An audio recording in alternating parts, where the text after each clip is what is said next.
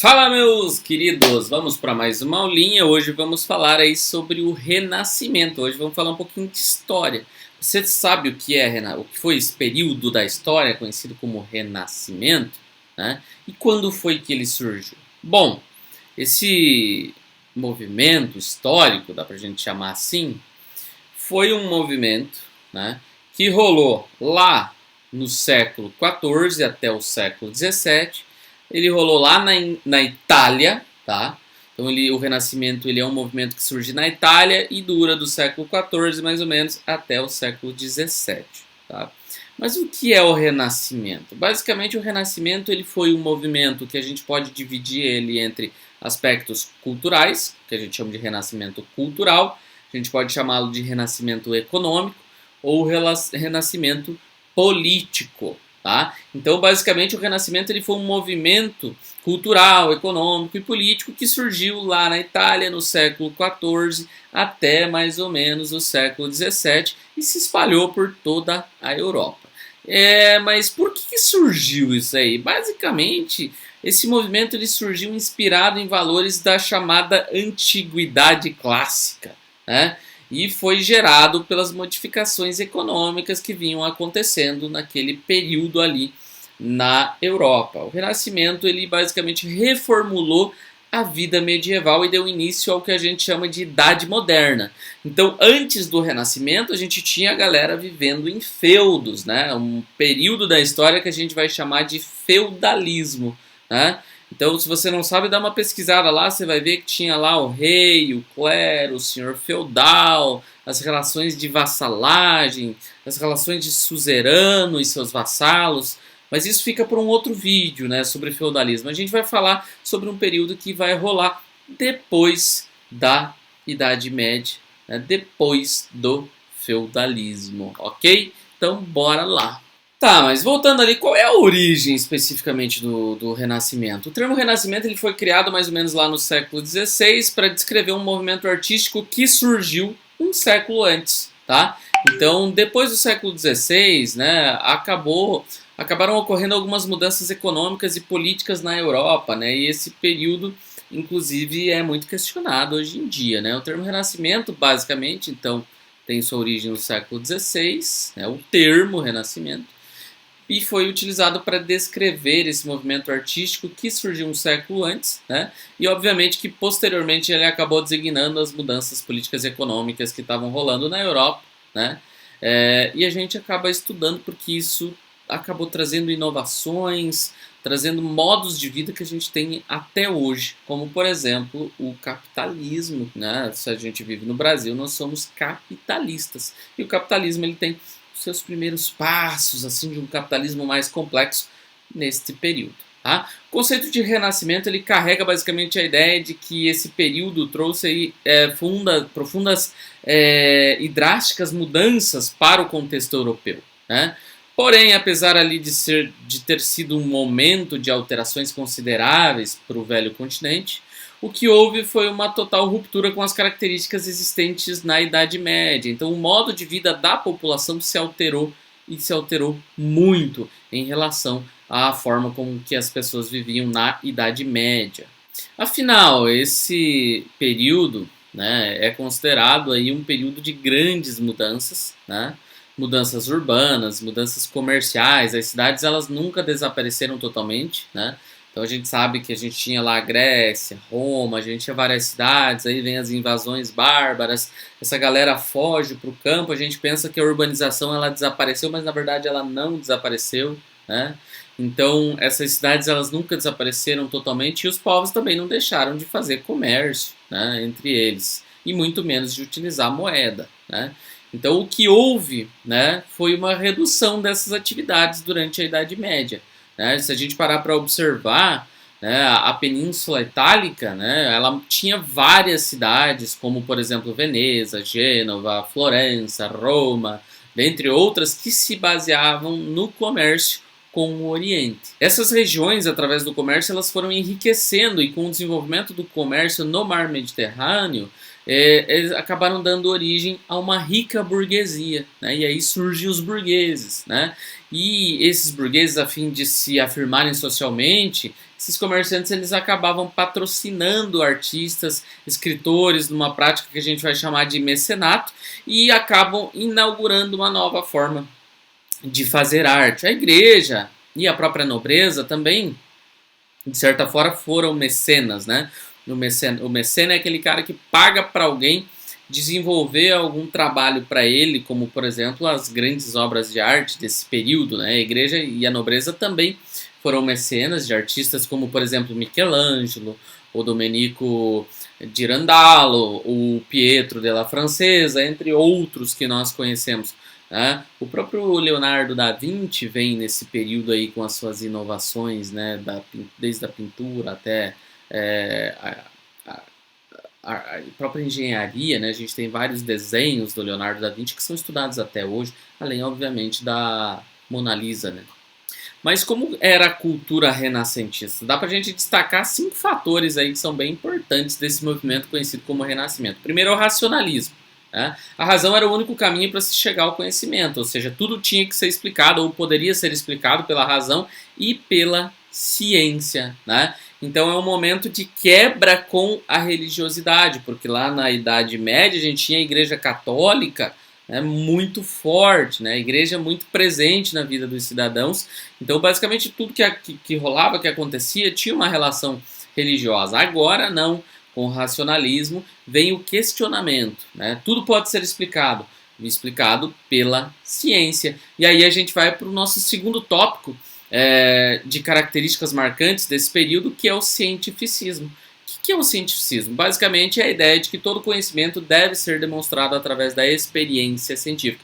E aí vem o método científico que a gente estuda até hoje e a gente usa ele até hoje. As vacinas que são produzidas, os medicamentos, utilizam-se de um método científico para isso. Então o cientificismo basicamente é todo conhecimento que pode ser aplicado para uma demonstração de experiência científica. Então eu vou testar as coisas para ver como elas funcionam ou por que elas acontecem e assim por diante. E aí a gente vai para um terceiro tópico, que é o individualismo, que é uma outra característica desse movimento aí renascentista, que basicamente diz para nós que o ser humano buscava afirmar a sua própria personalidade, ou seja, mostrar os seus talentos, atingir aí a fama, e satisfazer, obviamente, as suas ambições, através da concepção de que o direito individual estava acima do direito coletivo. Então, aqui a gente tem a presença mais marcante da concepção do ser humano como um indivíduo importante. Né? Não só importante para os outros, mas principalmente para si. Né? Não confunda a individualidade com o individualismo. Né? Individualidade é aquela coisa que cada um tem, que é única para si.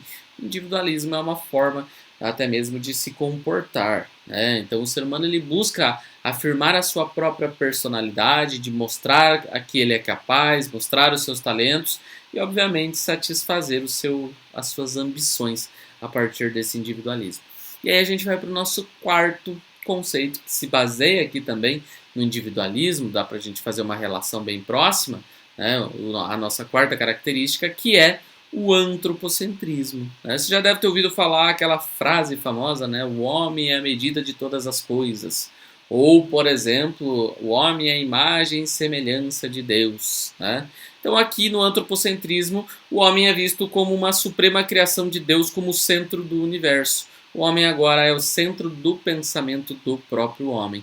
Abandona-se a concepção religiosa e vem agora com essa ideia de que o homem realmente dentro da natureza é um ser racional e graças a essa racionalidade, obviamente, ele é a medida de todas as coisas. Ele é o centro de tudo, né? A gente tinha lá Deus como centro de tudo na Idade Média, a religião sendo extremamente presente. Aqui nós temos o homem como centro do pensamento do próprio homem. E aí, partindo disso, eu vou para a nossa quinta característica, que é o classicismo. O que é o classicismo? Basicamente, o classicismo é baseado na ideia de que os artistas buscam sua inspiração na antiguidade clássica. Então, desde as pinturas, tudo que vai ser desenvolvido no Renascimento, e por isso a gente chama de Renascimento, é baseado nas culturas greco-romanas. Né? e por isso a gente chama de período clássico, né? Esse período aí de Grécia, de Roma, a gente vai chamar de período clássico, por isso a gente chama de classicismo, e as ideias dos grandes artistas, né, desse período se baseiam na antiguidade clássica. Tá, vamos falar aqui do Renascimento artístico agora, né? As principais características do Renascimento artístico foram, por exemplo, né, vamos pegar aqui a ideia do classicismo, né? E vamos trabalhar aí alguns pensadores ou grandes artistas desse período. Eu vou falar um deles aqui que você já deve ter ouvido falar, que é o Leonardo da Vinci. O Leonardo da Vinci ele é matemático, físico, anatomista, inventor, arquiteto, escultor, pintor, e ele foi o estereótipo do homem renascentista que domina várias ciências. Essa característica que a gente utiliza para o Leonardo da Vinci a gente chama de universalismo. Por isso ele é considerado um gênio absoluto. A Mona Lisa e A Última Ceia são as suas obras-primas, né? Então dá para você ver, né, o quanto o Leonardo da Vinci foi importante, o quanto ele era o top da galáxia, obviamente, para o período dele, né? Um outro artista muito importante é o Rafael de Sanzio, né?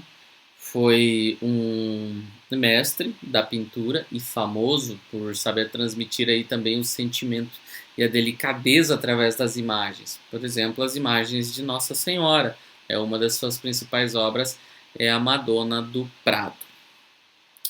Um outro artista interessante que a gente pode falar aqui é o Michelangelo, né? Você já deve ter assistido as Tartarugas Ninja, né? Você já deve ter ouvido falar do Leonardo, do Rafael, do Michelangelo, né? Elas são baseadas aí nesses grandes artistas.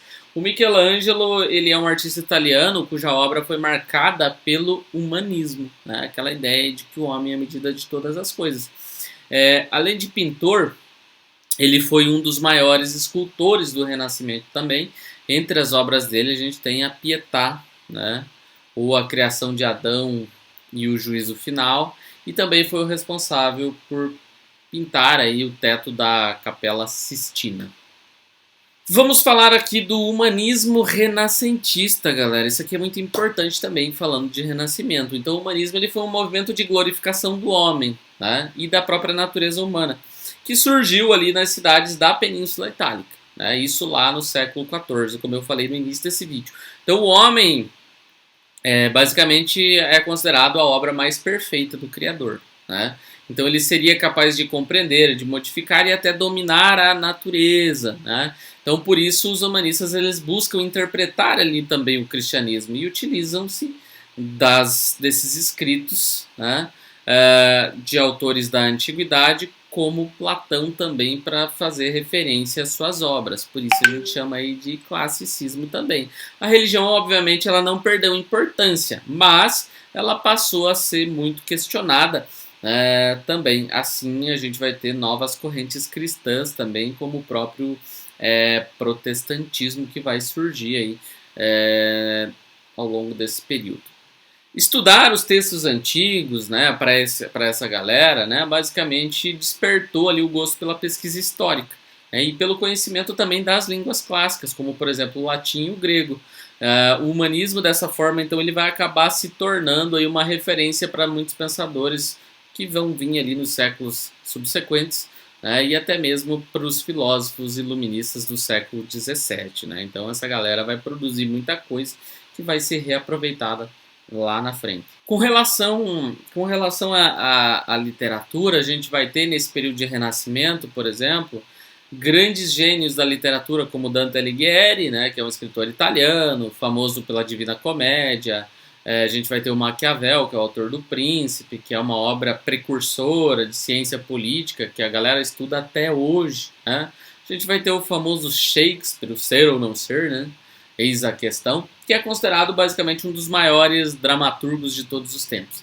O Shakespeare ele abordou ali na obra dele os conflitos humanos das mais diversas dimensões, sejam elas pessoais, sociais ou até mesmo políticas. E escreveu ali, inclusive, tragédias como Romeu e Julieta, você já deve ter ouvido falar dessa, ou Macbeth, também muito famosa, né? Ou a Megera Indomada, né? Ou Otelo, e várias outras. Vários outros textos, né? Temos também portugueses, né, ou espanhóis, né. Em Portugal a gente tem, por exemplo, o Luís de Camões, né, que teve destaque para sua obra aí, Os Lusíadas, e também na Espanha a gente tem lá o Miguel de Cervantes, né, com o Dom Quixote. Você já deve ter ouvido falar de pelo menos uma vez na vida de alguma dessas obras aí, e aposto que você não sabia que eram obras renascentistas. Vamos para o renascimento científico, né?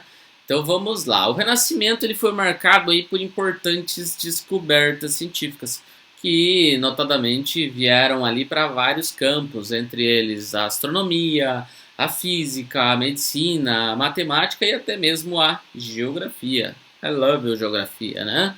Então, o polonês, por exemplo, Nicolau Copérnico, ele chegou a negar aí a teoria geocêntrica defendida pela Igreja, né? Ao afirmar que a Terra não é o centro do universo, mas simplesmente que o planeta é que gira em torno do Sol. Então, lembra lá que eu falei que uma das questões era romper, digamos assim, com a Igreja, né? Então o Nicolau Copérnico não curtia a ideia ali de geocentrismo, né? Então, ou seja, ele vai negar essa teoria que diz que a Terra não é o centro do universo, mas simplesmente um planeta que gira em torno do Sol. Tem uma galera que fala o seguinte, que já que o ser humano está na Terra, obviamente que a Terra, e o ser humano é a imagem e semelhança de Deus, obviamente que a Terra está no centro de tudo, pelo ser humano ser imagem e semelhança de Deus. O Copérnico não curte essa ideia e aí vai ir contra esta ideia e diz para nós lá, né, que o Sol está sim no centro e que a Terra gira em torno do Sol, né? A teoria que a gente chama de heliocêntrica ou heliocentrismo, né? Também vamos ter aí o Galileu Galileu, que vai descobrir os anéis de Saturno nesse período, né? Vai descobrir também aí um pouco sobre as manchas solares e também sobre os satélites de Júpiter. O Galileu ele vai ser ameaçado pela igreja e vai ser obrigado, inclusive, a negar aí publicamente essas ideias, né? Então a igreja ela ainda conseguia perseguir aí quem ia contra esses ideais, né? E na medicina? Na medicina, basicamente, os conhecimentos eles avançaram com trabalhos e experiências aí sobre circulação sanguínea, sobre o método de cauterização e os princípios gerais, obviamente, da anatomia. Bora, galera, vamos falar aí sobre mais uma fase, então, do Renascimento. Qual é? Renascimento comercial, né? Todas as inovações só foram possíveis graças ao crescimento comercial que houve lá na Idade Média, né? Então, antes ali do século XIV, né, que a gente está falando. Então, quando as colheitas eram boas e sobravam alimentos, esses alimentos eles eram vendidos, comercializados em feiras itinerantes. Com o incremento comercial, os vendedores eles passaram a se fixar em determinados locais que ficaram conhecidos como burgos, né? Assim, quem morava no burgo foi chamado de burguês. Não de burguês safado, mas de burguês, né? Então você já sabe o significado da palavra burguês. Então o burguês era aquele cara que vivia no burgo, que era o burgo basicamente, né, uma localização aí onde rolava aí o comércio, né? E o que rolava aí nesse comércio, né? Nas feiras era mais fácil usar a moeda do que o sistema de troca, né? Até você sabe um pouquinho da história das trocas, né? Tem um livro aqui no Sapiens, aqui em cima, e o Yuval Harari, ele fala no Sapiens que, basicamente, como ficava difícil você trocar uma coisa por outra, porque você não sabia a quantidade exata, vamos supor, você tem um porco para vender e o teu colega tem 20 galinhas. Você diz assim, o meu porco vale 20 galinhas, mas como é que você vai provar que o teu porco vale 20 galinhas, né? Aí cria-se a moeda, né? Que fica mais fácil você estabelecer um preço para as coisas, né? Então, faz sentido, né? Então, nas feiras, era mais fácil, inclusive, usar as moedas do que o sistema de trocas, né? Só que cada feudo tinha sua própria moeda, e aí ficava complicado saber qual seria o valor correto dos produtos, né? Dessa forma, a gente vai ter pessoas especializadas na troca de moedas, né? Na troca monetária. E surge a profissão do cambista, né? As casas de câmbio. E outras também acabam sendo famosas por fazer empréstimos e também pela garantia dos pagamentos, dando origem aos bancos também. Dá para dizer que é o primeiro sistema de agiotagem, será? Talvez, né? Mas enfim, né? Surgem então os primeiros bancos, tá? As primeiras casas de câmbio para converter essas moedas e facilitar a vida da galera. O dinheiro então ele passou a ser muito valorizado, né?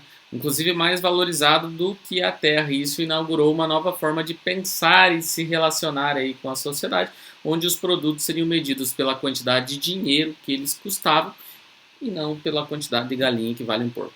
Mas resumindo, dá para você entender que o Renascimento ele foi um movimento cultural, que a cultura mudou, né? Vários artistas surgem aí nesse período. A economia mudou também, a utilização de moedas, né? E o próprio sistema político acaba mudando também, né? Agora a gente tem o surgimento do capitalismo, né? Onde rolou o Renascimento? Na Itália, século XIV até o século XVII. Né? E por que Renascimento? Porque eles rebuscaram, eles foram atrás e acabaram trazendo a antiguidade clássica para este período da história pós-Idade Média. Eu espero que tenha ficado claro, por enquanto era isso. Se tiver alguma dúvida, coloca nos comentários. Se não está inscrito, se inscreva. Valeu, falou!